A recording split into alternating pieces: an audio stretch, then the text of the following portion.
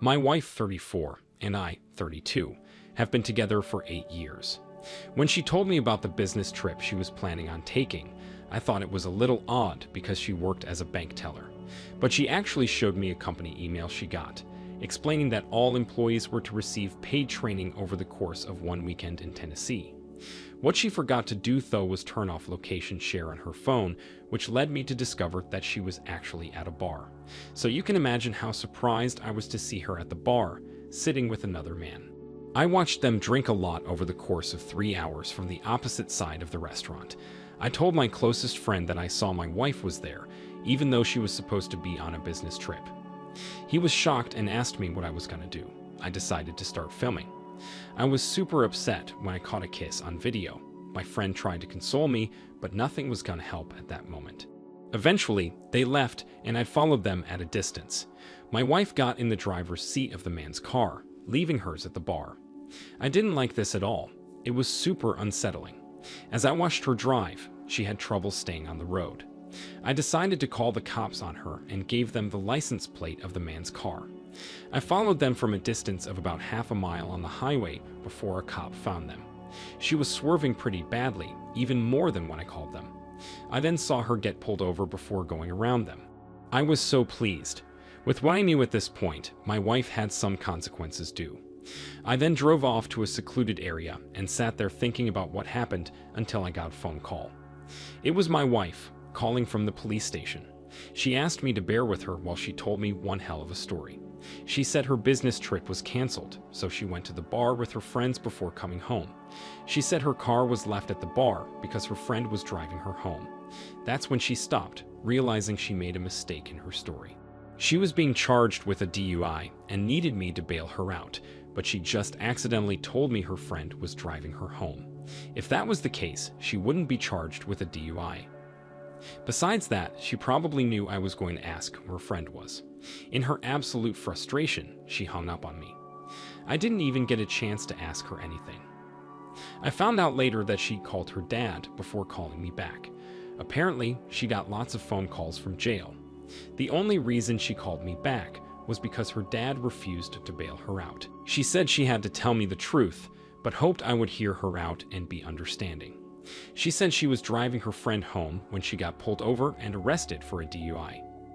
After my initial freak out over the news, I asked her who her friend was and how she planned to get home if her friend was too drunk to drive. She said she was going to spend time there, maybe sleep over while she sobered up. Okay, but who was her friend? She only gave me the name of Sarah. She said she didn't know her last name. How silly. I warned her that if I was going to bail her out, I was going to ask the police who she was with when she was arrested. This stunned her, and she probably wondered if the police would tell me that information. At this point, she was in a corner, so she agreed and begged me to come get her. I said I would but didn't. I called her company to speak with her boss. I asked if they canceled an employee training seminar scheduled for this weekend in Tennessee, but she had no idea what I was talking about. I thanked her for her time, but before I got off the phone, I let her know that my wife was being charged with a DUI and served divorce papers, so she probably wouldn't be into work for a while. She would have a lot to explain to her boss and coworkers if she wasn't fired. I couldn't bail her out. I had to let her pay the price for her foolishness. She lied to my face and created a fake company email to show me. I never would have known she was with another man if I didn't go to the same bar by chance. I had a video of them kissing, and along with her arrest, it was the perfect time to file for divorce. When she was pulled over, she was in his car and driving toward his home. She must have planned to spend the whole weekend with him, since that's what she fabricated the lie for. That proves to me that she was going to sleep with him repeatedly, or already has. She was absolutely broken when she was released. She tried to rekindle the relationship with the man in question, but he wasn't interested anymore. Pretty pathetic if you ask me. She gave up our 8-year-long relationship for someone who didn't want her after 3 months. Sometimes I wish this was all a bad dream and she really did go on a business trip. She's actually told me on a voicemail that she wishes the same thing. Meanwhile, I'm still happy she got a DUI and caught in the epic way she was. I can't imagine what would have happened if I never found her that night. I might have avoided raising a bastard child. For that reason alone, I am grateful. OP. I am sorry you had to experience the shock and betrayal of finding your wife at a bar with another man. You thought you could trust her, and she was where she said she was. That proved to be false, which leads me to believe you made the right decision to divorce. It would have only been a matter of time before she tried to sneak away again. She didn't seem remorseful beyond the fact that she was caught. When someone goes as far as forging evidence to prove their lie is trustworthy, that is a red flag. I have hope for you, OP. You seem like a strong and wise individual who won't have much of a problem moving on from this. You were very clever to call the police on her for drunk driving. Not only was she disrespecting you and cheating, she was putting other people's lives at risk. I hope she's learned her lesson, and I wish nothing but the very best going forward. Now let's get into today's second story. I'm about to tell you one messed up story that I can't believe happened to me. First, let's start off with some background information.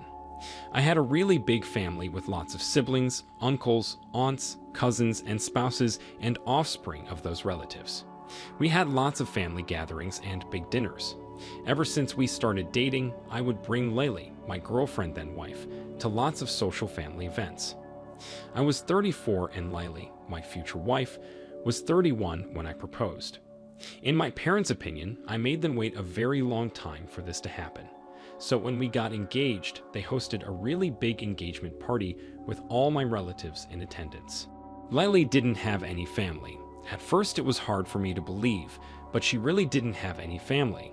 She had foster parents that moved away as soon as she turned 18 and started living on her own. Before I proposed, I warned Laylee that I could not have children of my own. I became a cancer survivor by the age of 14, and infertility was one of the consequences from that. She told me she didn't mind, and we would adopt if we ever wished to have children. The engagement party was a huge success. It was a wonderful night for both of us, surrounded by friends and my, now supposedly our, family. I was so relieved to have found the woman I wanted to spend my life with. 1 month after our engagement party, I got the greatest surprise of my life. Laylee told me she was pregnant. I was ecstatic. I didn't know how it was possible, I only accepted it as a miracle. I called my parents and told them right away. I had to move the phone away from my ear because of their excited screams. It came as no surprise when my parents couldn't contain their excitement anymore and sent out invites to a baby shower. When we looked at the invites my mom designed, my fiancée looked disheartened. She blamed it on pregnancy hormones, but I could have sworn she felt shame or embarrassment. I couldn't imagine why, and I tried to ask if this was the case, but she assured me she was fine. During the party, I was on cloud 9. I was practically high on life and becoming a father, so I didn't realize my fiancé was gone for a bit. My younger brother pulled me aside and told me I needed to see my fiancé. I was immediately concerned. We went upstairs and stopped just outside the spare bedroom door. I could hear her crying and softly speaking to someone. Another man. This man, I quickly realized, sounded exactly like my older brother. I looked at my younger brother, Tommy, with my jaw dropped as I listened, completely stunned. His expression seemed to acknowledge that he knew the man in the bedroom with my fiancé was our oldest brother, Louis. Louis was furious. He was calling Laylee names, telling her that she should have taken Plan B or had an abortion instead of telling me she was pregnant. He said they were in one hell of a mess because of her stupidity. He offered the reasoning that since they couldn't tell anyone the baby was his, maybe she could fall down the stairs or do something to miscarry. Laylee was the first one to come out, and we stared at each other. Louis came out shortly after, hopefully not planning to push Lily down the stairs, and froze when he saw us. I was having an out-of-body experience when I attacked my brother. I don't remember the moments I was beating him, but I do remember when 5 of my family members pulled me off of him. That's when I realized there was lots of yelling and crying. Lots of questions and accusations. I looked Lily in the eyes through all the people crowding the hallway when I announced that the wedding was off. I stumbled down the stairs, so Tommy came to my side and drove me to his apartment. Apparently, the mass chaos took a while to simmer down after I left. Since I discovered them and the secret was out, Louis announced that he was the father of Lily's child. Everyone gasped, some people cried, many of my cousins started yelling at Louis. getting in his face and calling him out for being so self-centered and inconsiderate. Lewis didn't feel remorse for what he'd done, only that he was caught. In his mind, this was Lily's problem because she didn't take care of it. Since he found all of the family criticism less than desirable, he left. He found a woman to stay with in the next state over. While I grieved, my family members took turns staying with me at my house or having me stay with them at their house. My dream of getting married and having a child was gone just as quickly as it appeared, but in that short amount of time, I had invested so much hope and energy. I felt drained and discouraged, but apparently this was nothing compared to what Lily was going through. Immediately after the hellish baby shower, she found herself homeless. Without me or my family's support, she was alone. After spending a few days on the streets, she managed to find a room to stay in with a roommate. She continuously messaged me, even though I would rarely reply. I was in recovery mode. It felt like I was in shock for a while after this because I was also coping with the betrayal of my brother. She would ask me to spend time with her because of how badly she wanted companionship, especially as she neared the due date of the baby without any plan or way to support it. I told her no. She needed to handle herself because this was the consequence of her choice. If she needed to, of course, she could put the child up for adoption, but that was not my concern. Wow, OP. Your story just goes to show that cheating never happens without consequences for those involved. Even though your fiancé tried to hide the fact that you were not the father, the truth came out. It's shocking that she would cheat on you with your brother, and that your brother would also go behind your back. That's devastating news. It is a relief to hear that, even though you had to go through this level of betrayal, you had lots of family support. I am so glad you discovered the truth. You basically have an opportunity to get your life back. I wish you the best going forward. Thank you for taking the time to listen to today's stories. If you enjoyed listening, please feel free to like and subscribe if you haven't already. Also, comment below with your thoughts on what happened. Take care.